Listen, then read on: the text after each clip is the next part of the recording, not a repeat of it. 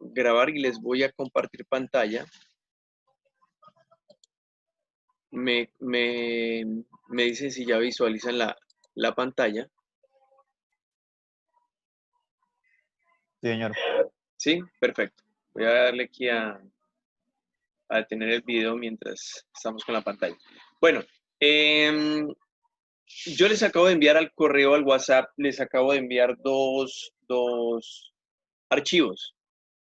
El archivo es el informe SRS, ese es el de requisitos que vamos a hacer, sobre el cual estamos basando la temática, y la plantilla de los stakeholders. Eso les vamos a explicar en breve. Bueno, por ahora entonces vamos a retomar los requisitos o los requerimientos funcionales que van a ir dentro de la plantilla o documento SRS. Voy a abrir un momento el documento SRS para que ustedes lo visualicen y sepan cuál es el documento que yo les estoy hablando. Miren. Este es el documento de especificación de requerimientos que vamos a analizar ahorita en un momento, ¿sí? Vamos a ir analizando este documento, pero pues antes de poderlo llenar necesitamos conocer los requisitos, ¿no? Requisitos funcionales y no funcionales. Ayer el sábado y el viernes explicamos la naturaleza de los requisitos. Entonces vamos a recordar que los requisitos no funcionales, los funcionales, expresan la naturaleza del sistema. Es decir, yo quiero que entiendan que un requisito funcional habla sobre cómo se va a comportar el sistema, sobre qué debe hacer, que si va a haber un menú, qué debe hacer el menú, que si hay un enlace, a dónde debe llevar el enlace, que si hay un formulario, ese formulario a dónde va a ir, ¿sí? Entonces, eso es lo que yo quiero que ustedes tengan presente. Listo. Qué pena. Se me estaba descargando el portátil. Déjenme un segundo, chicos. Voy a conectar.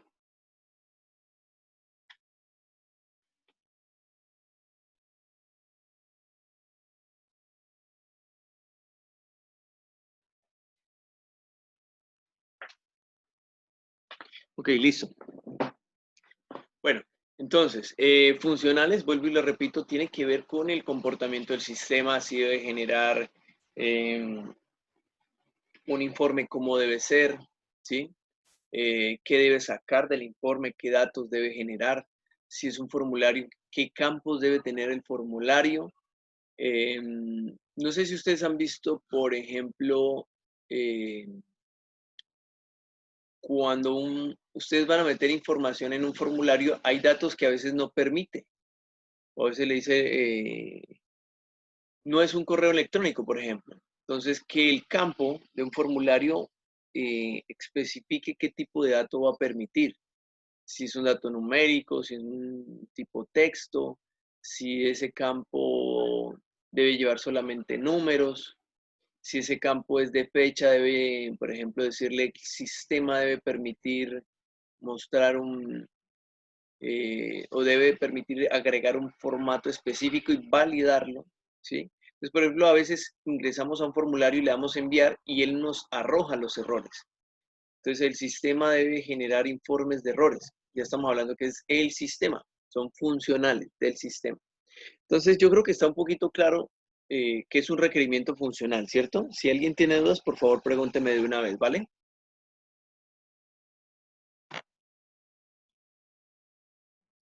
¿No hay dudas, chicos? No. Ok, perfecto. Listo, entonces, requisitos no funcionales. Entonces, requerimientos no funcionales ya no se basan en el comportamiento o funciones que deba realizar el software, sino ya de cómo, de su apariencia, de su rendimiento, etcétera, etcétera. Por ejemplo, si hablamos de un obrero, alguien llega a una obra, el requerimiento funcional del obrero es, por ejemplo, usted vaya, coja la pala, recoja esa arena y súbala en la carreta y lleve la carreta hasta donde están colocando los ladrillos. Eso es funciones. Pero si yo le digo al obrero, para poder trabajar usted necesita un casco, necesita botas con punta de acero, necesita tener este uniforme, necesita un cinturón de seguridad.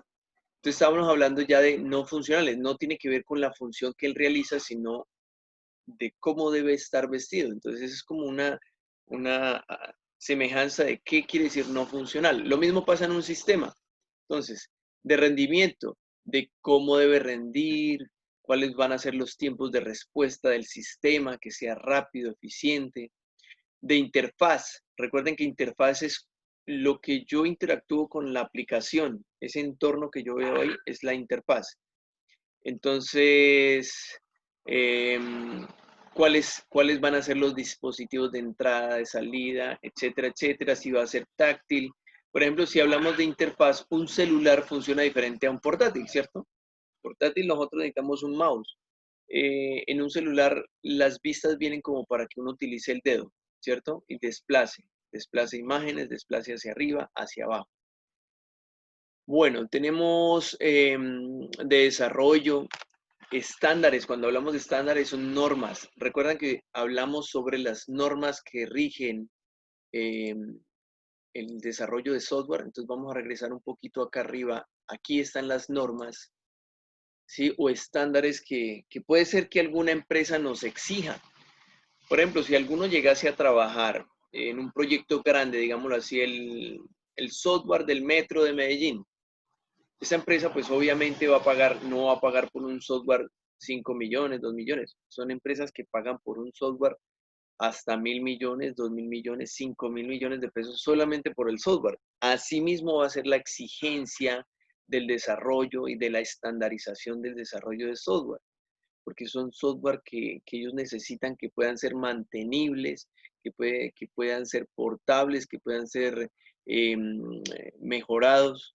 Entonces, a esto le llamamos nosotros manejar estándares, ¿sí? Y un estándar sobre todo es para que otro ingeniero que vaya a hacer apoyo, pues pueda darle el mantenimiento sin tener que depender de otro ingeniero que ya lo hizo, que esté toda la documentación hecha. Bueno, eh, también ahí tiene que ver las herramientas que se van a utilizar, plazos de entrega, es un requerimiento no funcional. Por ejemplo, decirle, el módulo tal debe entregarse en tanto tiempo, el módulo tal debe entregarse en tanto tiempo, etcétera, etcétera. Del producto, especifican restricciones al comportamiento del producto, como por ejemplo, desempeño, confiabilidad, portabilidad, usabilidad. Eso tiene que ver mucho con los estándares y el desarrollo. Por ejemplo, cuando te dicen, necesito un desarrollo que sea modelo vista controlador. Son términos que ustedes todavía no comprenden, pero son términos que sí se pueden utilizar. Necesito programación orientada a objetos. Todavía ustedes no entienden qué es eso, pero dentro del desarrollo puede ser que el cliente lo necesite así, ¿sí? Hace poco me pasó un caso que me decían necesitamos una animación. Entonces hice el trabajo de hacer la animación con unas librerías y con unos lenguajes de programación. Y resulta que después el cliente dijo, no, es que yo lo quiero con este estándar, ¿sí? Y resulta que el estándar, lo que él quería, con el estándar que él quería, la animación no iba a funcionar de la misma manera ni con la misma calidad, ¿sí? Entonces son cositas que uno va aprendiendo con el trabajo y se va dando cuenta. Y que eso debe estar desde un principio establecido porque si no van a haber errores y fallos, ¿no? Bueno, tenemos también de la organización, cuando ya son políticas de la empresa que también van a afectar, por ejemplo, el desarrollo del software. Una política podría ser que la empresa diga que cada usuario va a entrar al sistema, pero con la huella, ¿sí? Que ya no sea con usuario y contraseña, sino con huella. O, por ejemplo, que el sistema tenga un registro de gestión de tiempos, es decir, que la persona que está trabajando ahí informe qué está haciendo, qué va a hacer durante cada hora, ¿sí? Entonces ya son políticas de la empresa que, que quieran detalles adicionales, pero referentes al comportamiento de la empresa. Como por ejemplo en los bancos. En los bancos el sistema, si usted no lo está moviendo, él se cierra al minuto, a los 2 minutos. ¿sí? Entonces, eso también puede decírsele al desarrollador. Necesito que el sistema se cierre u obligue a la persona que se loguee cada cierto tiempo por seguridad. Bueno, externos. Esto sí ya tiene que ver, por ejemplo, con cuando un sistema interactúa con otro sistema. A eso se le llama, les voy a ir adelantando, eso se llama, por ejemplo, cuando uno utiliza web service o servicios web, donde yo voy y consumo el servicio de otro sistema operativo para mi sistema, perdón, para mi aplicación desde otra aplicación. Y estas pueden ser de diferente lenguaje. O sea, el lenguaje incluso puede ser que no sean compatibles, pero utilizamos un intermediario, por eso se le llama web service, que va a hacer que el uno entienda lo que trae el otro. Bueno, otro tipo pueden ser legislativos. Yo les estaba comentando leyes, por ejemplo, que tengan que ver con auditoría, y eso depende de el tipo de sistema que estemos haciendo y para qué empresa lo estamos haciendo. Y éticos, de pronto la empresa, como les decía, el viernes y el sábado, la empresa necesite que tenga un sistema para ampliar la letra para personas con discapacidad. Entonces, todo ese tipo de cosas ya son datos externos que no tienen que ver con la funcionalidad del sistema, sino con otro tipo de datos. Cuando hablamos de funcionalidad del sistema, quiero decir que si yo pedí un software para ventas, me está realizando un software para ventas y no un juego, ¿sí? O sea, ¿qué es lo que tiene que hacer?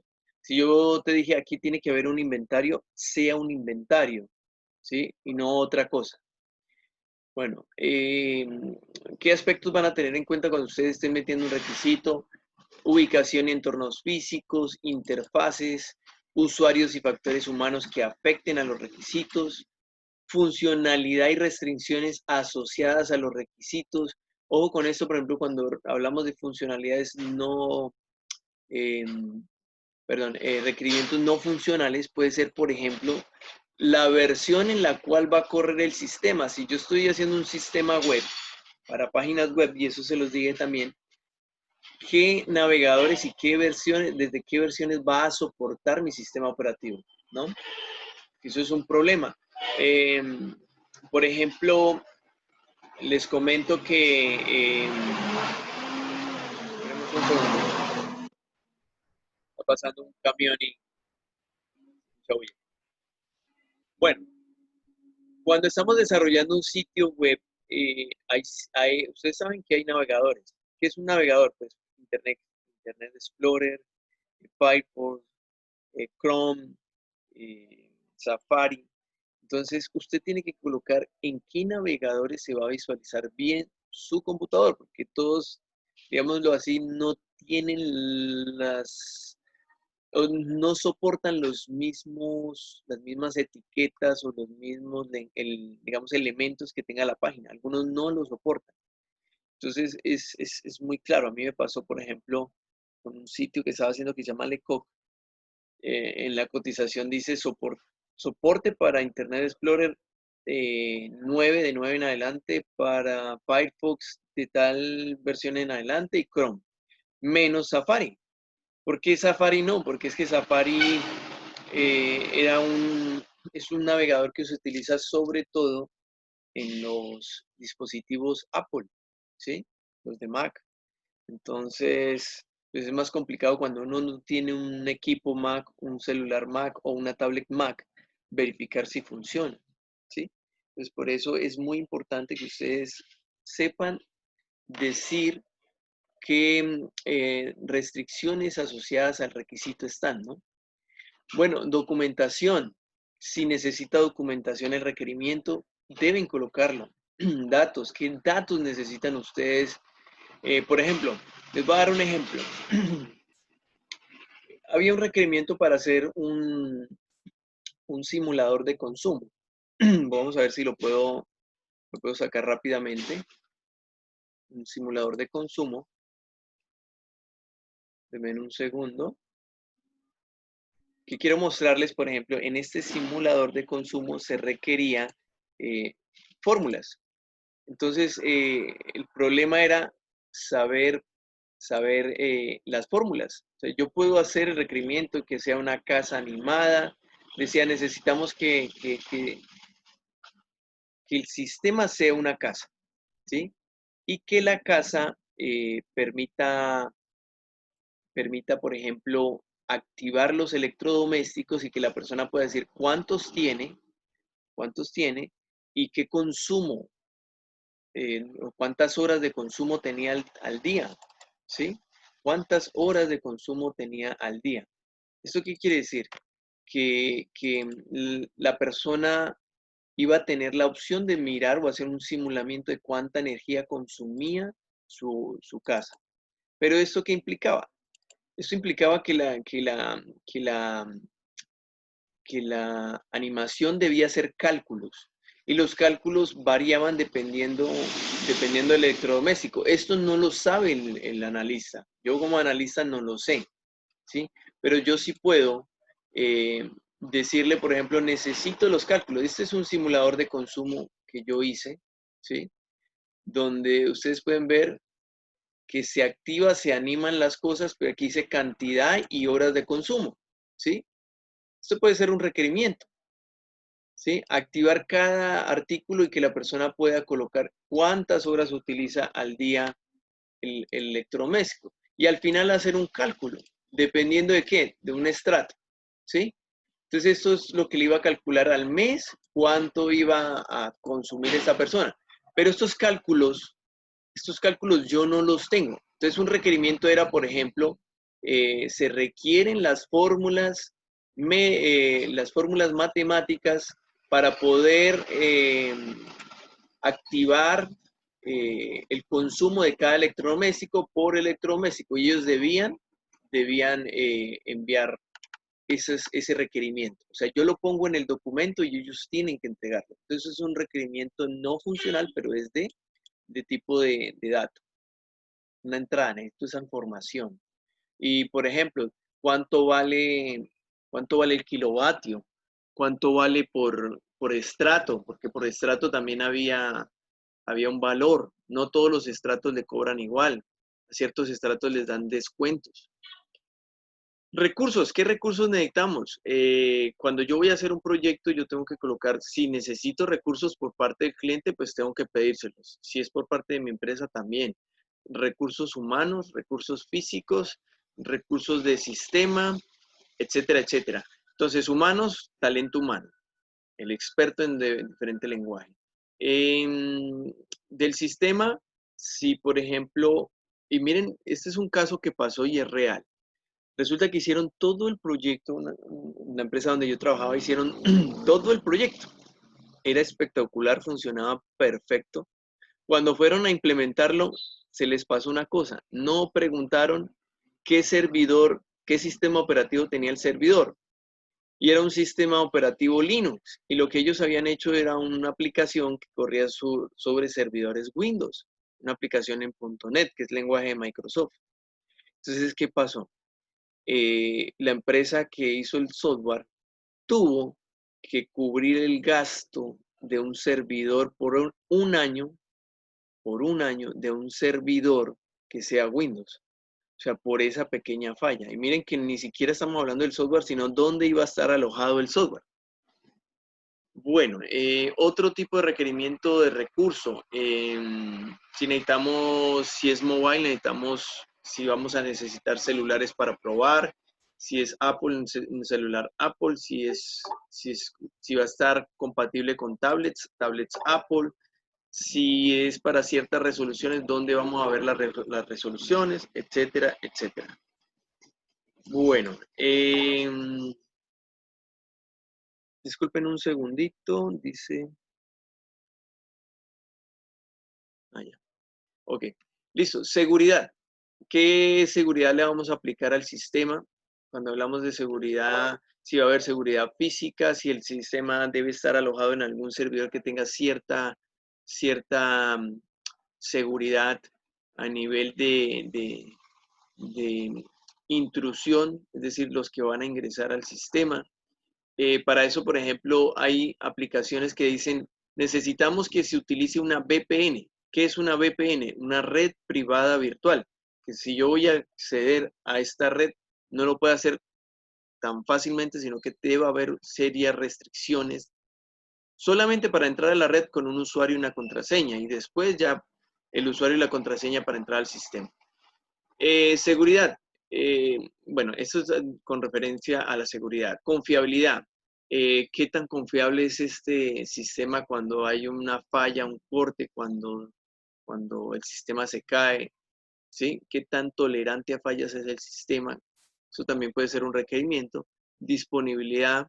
¿Sí? ¿Qué disponibilidad tiene el sistema cuando hay una falla para que vuelva a levantarse el sistema? A veces nos piden que si hay una falla, que el sistema, que por módulo sea independiente, que un módulo no afecte a otro, ¿sí? Ya habrían requerimientos de calidad, qué digamos, tan pulido lo quieren, de mantenibilidad, qué requerimiento hay para mantenimiento, seguridad, portabilidad, etc. Bueno, eso era lo que tienen que ustedes tener en cuenta sobre un requerimiento. La forma de cómo se registra un requerimiento, entonces rápidamente, esto ya lo vimos en la clase pasada, se le coloca RF si es requerimiento funcional más un número. Iniciamos desde 01, puede ser. RNF, requerimiento no funcional, lo mismo, podemos arrancar desde 01. Estos son independientes y los agrupamos. Colocamos requerimientos funcionales y requerimientos no funcionales con un número y le indicamos a cuál pertenece, funcional o no funcional. Describimos el requerimiento, colocamos las entradas que necesita este requerimiento para ser cumplido y qué genera este requerimiento. Ejemplo, aquí tenemos un ejemplo de un requerimiento. Asimismo lo deben ustedes describir. RF1, requerimiento funcional 1 o 01 si ustedes quieren. RF1 o RF01. Tipo funcional, ya sabemos que es de comportamiento del sistema. Descripción. El sistema deberá generar los reportes de todos los alumnos de una institución. Obviamente esto está aquí muy generalizado. Aquí podríamos ser más detallados. El reporte del listado general de alumnos, listados filtrar por nombre, por documento de identidad, por salón, por materia, por profesor, por ejemplo. Que tenga filtros. Entradas. ¿Qué necesitamos para poder hacer esto? Pues la información de los alumnos por curso. Y la información básica de los alumnos, nombres, apellidos, etc. Esto es lo que necesitamos para el requerimiento. ¿Qué salidas? Se van a generar reportes.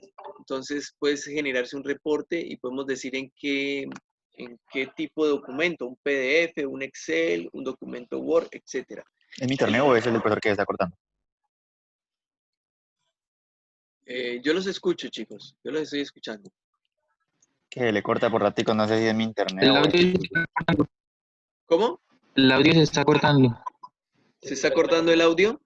Sí, a ratico se está cortando también, yo pensé que era mi internet. Espérenme, miro en qué red estoy.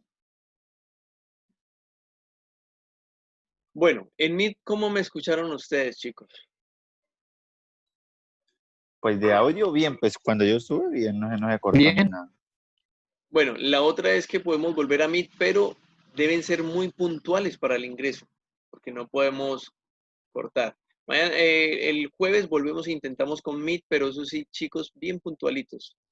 A la hora que se los cite, Vale, a esa vale. hora tienen que estar. Bueno, sigamos por ahora, intentemos seguir. De todos modos, esta sesión queda grabada, ¿no? Recuerden que esta la estoy grabando. Esa es una de las razones por las cuales hoy quise volver a Zoom. Entonces, miren, aquí ya tenemos una gráfica que tiene que ver con ingeniería de requisitos y proceso de requisitos.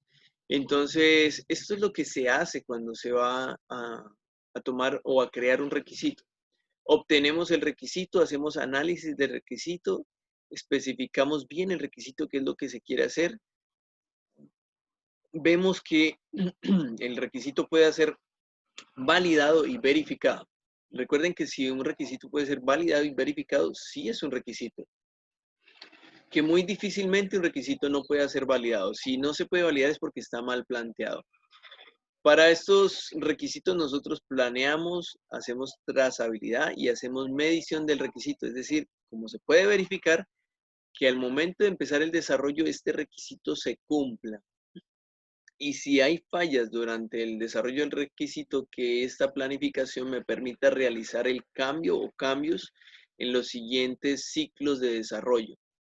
Eso es otra cosa que debemos tener en cuenta. Que la programación requiere de modelos de desarrollo.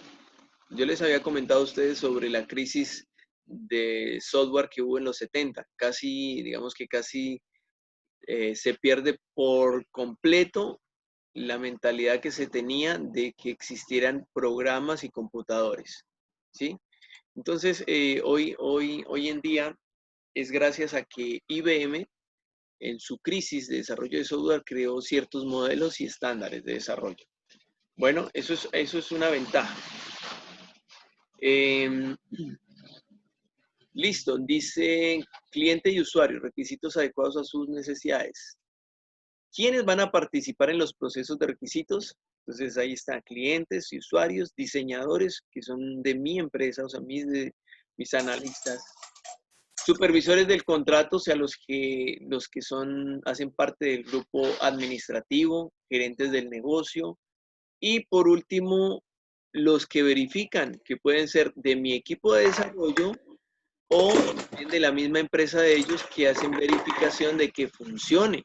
Yo puedo hacer verificaciones del software a través de otras personas, ¿no?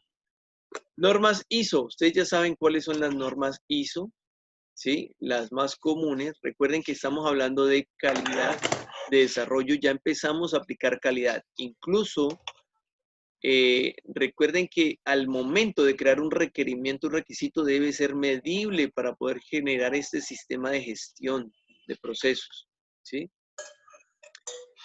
Ahora sí venimos con procesos del software. Los procesos del software, ustedes tienen que saber que esto constituye la forma en que un producto, o digámoslo así, un sistema es desarrollado o es llevado a producción.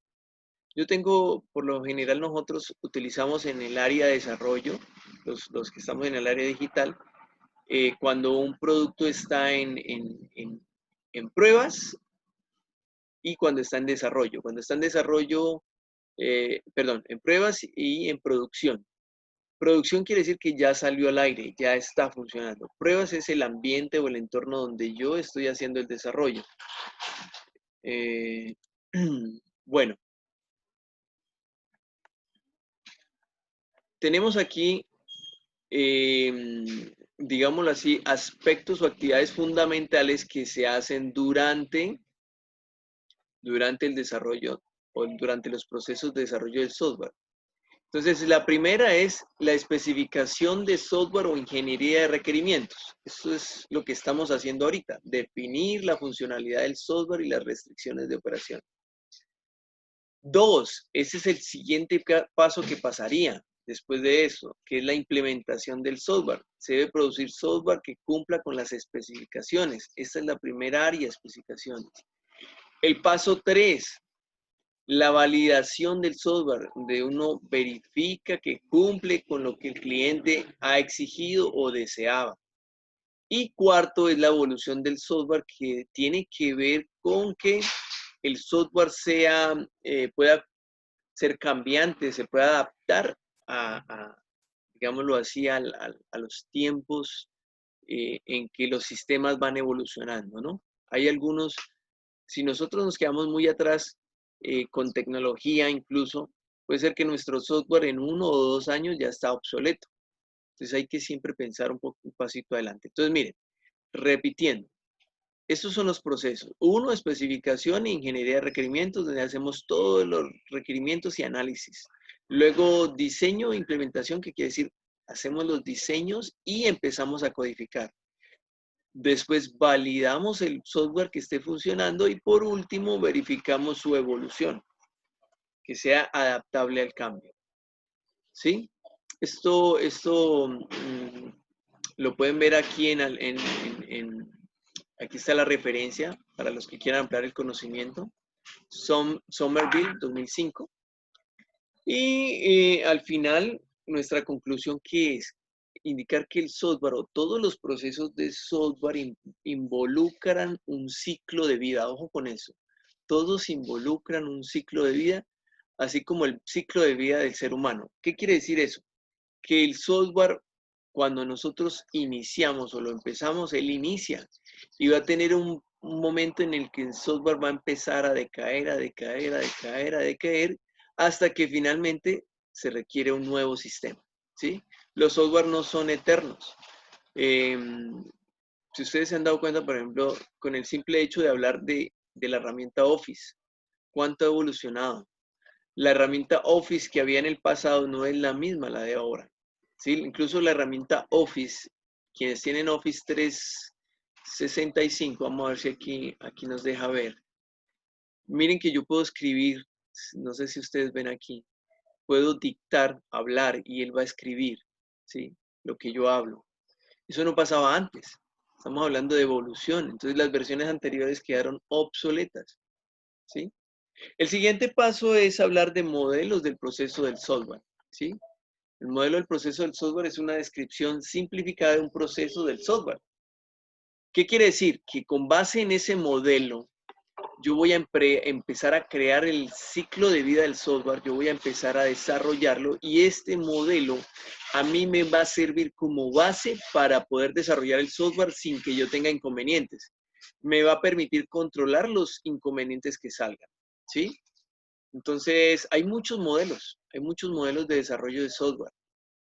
Lo que se pretende con el modelo es que yo tenga un equipo de trabajo, que yo tenga una guía de cómo iniciar el trabajo, que tenga una guía de cómo hacer vigilancia de calidad del trabajo, que tenga una guía de cómo hago control y cómo hago toma de decisiones para que el modelo siempre me permita que el software vaya evolucionando y vaya desarrollándose de buena manera. Entonces aquí tenemos el modelo en cascada, miren. ¿Qué pasa con el modelo en cascada? Inicia con requerimientos y vamos siguiendo a la siguiente fase. Todo de una vez. Todos los requerimientos de una vez. Hacemos todo el diseño del software después de que tenemos los requerimientos. Si faltó algo para el diseño, volvemos al requerimiento. Y no salimos de esto hasta que esté por completo. Cuando ya el diseño estuvo completo, pasamos a la siguiente fase, que es codificación y test unitario. Test unitario quiere decir la prueba que le hace el mismo usuario, el mismo usuario desarrollador, para verificar que los requerimientos y el diseño están acordes. Y no pasamos de esta fase hasta que la codificación esté de acuerdo con el diseño y si hay algún ajuste de diseño, se hace también. Pero no pasamos de esta fase hasta que esté por completo, que el diseño y la codificación estén acordes. Cuando ya se termina la codificación, pasamos a integrar. ¿Qué quiere decir integrar el sistema? Que si hicimos el software en diferentes módulos, si lo hicimos en diferentes módulos, vamos a empezar a unirlos. Si hicimos el software por módulos, vamos a integrarlos, vamos a unirlos y vamos a generar un solo sistema. ¿Cuál es la idea y por qué vamos a utilizar modelos y estándares de codificación? Porque a veces se requiere que estén más de un desarrollador en el mismo proyecto. Digamos que el proyecto es para 2 meses y se necesitan 3 desarrolladores, 3 analistas que estén codificando al tiempo. Entonces todos tienen que hacerlo de la misma manera, con los mismos estándares, en caso tal de que ya voy a integrar, se comuniquen de la misma manera, no haya problema. Cuando ya todo está hecho, la codificación y la integración y funciona, paso ya a la parte de integración y operación, pero ya con el cliente. O sea, empiezo a hacer la entrega del sistema y verificar que a él se lo estoy entregando funcionando, que está bien, ¿sí? Entonces, por eso dicen cascada, voy funcionando, voy verificando y que cada uno se cumpla. Y esto es general. Este es uno de los modelos que existen para desarrollo de software. Entonces, aquí ustedes van a encontrar en la guía la descripción de qué se hace en cada una de las fases cuando hacemos codificación, cuando hacemos diseño, cuando hacemos análisis, que es prácticamente lo que yo les estoy diciendo. Y al final la integración y las pruebas, que funcione correctamente. Por último, habría una fase adicional que es la operación y mantenimiento, y eso pasa cuando el cliente nos ha contratado para hacer, digamos, extender el servicio, nos paga para un mantenimiento, un soporte adicional. ¿Cuáles son las ventajas de este modelo? Que los proyectos reales raramente siguen el flujo secuencial, las desventajas, que los proyectos reales raramente siguen el flujo secuencial. ¿Qué quiere decir? Que esa gráfica a veces no se la puede seguir porque hay iteraciones. Iteraciones quiere decir problemas que surgieron en ese momento que hay que a veces